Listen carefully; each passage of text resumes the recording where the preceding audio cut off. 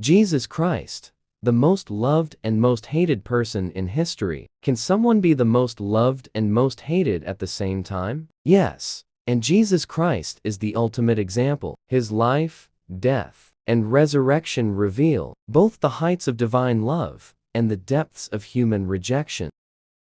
A love beyond measure. Jesus, the eternal Son of God, humbled himself to become human, taking on flesh to save and reconcile humanity to God.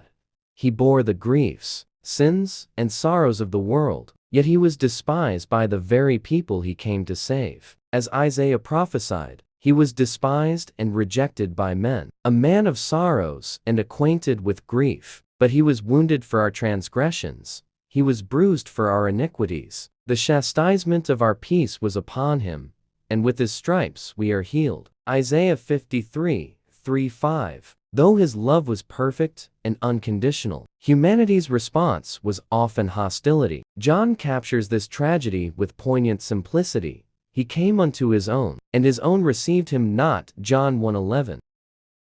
The pain of rejection. Have you ever felt the sting of hatred, especially from those you love? Perhaps you've been hurt by friends or family, by people you sought to help, but who turned their backs on you. If so, you've glimpsed a fraction of what Jesus endured. He was rejected not because he did wrong, but because his light exposed the darkness in the world. Religious leaders plotted against him. Political powers sentenced him unjustly, and crowds once shouting, "Hosanna," turned to crucify him. All this fulfilled the prophecy. They hated me without a cause. John 15:25.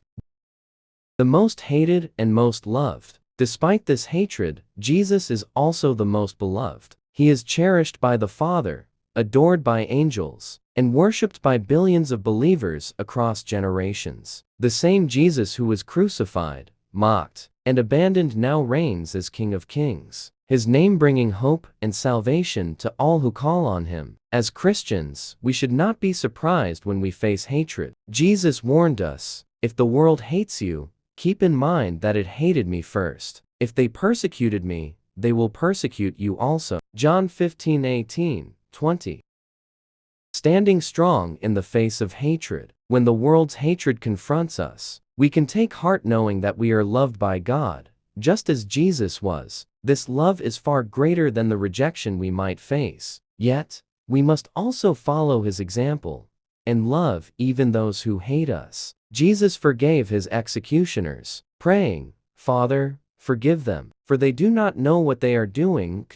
His love is not conditional or self-serving. It is sacrificial and redemptive. As his followers, we are called to do the same. Love your enemies, do good to those who hate you, bless those who curse you, pray for those who mistreat you. Luke 6:27-28.